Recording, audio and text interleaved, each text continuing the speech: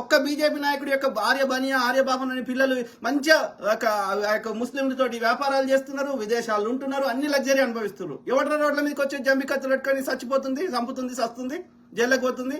మళ్ళీ BC MUDA కొడుకులే. సిగ్గుశరం లేదురా? ఆ బాపనోడు నిన్ను వాడుకుంటాడని గమనించలేవురా?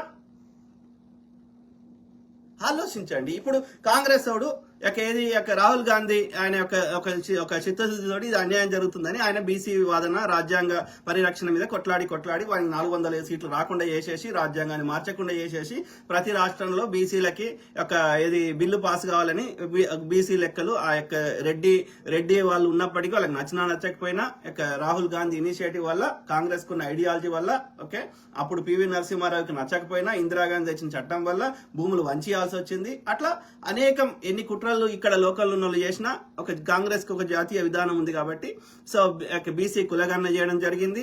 అట్లనే బిల్లు పెడితే గవర్నర్ పంపిస్తే అసెంబ్లీలో పాస్ చేసి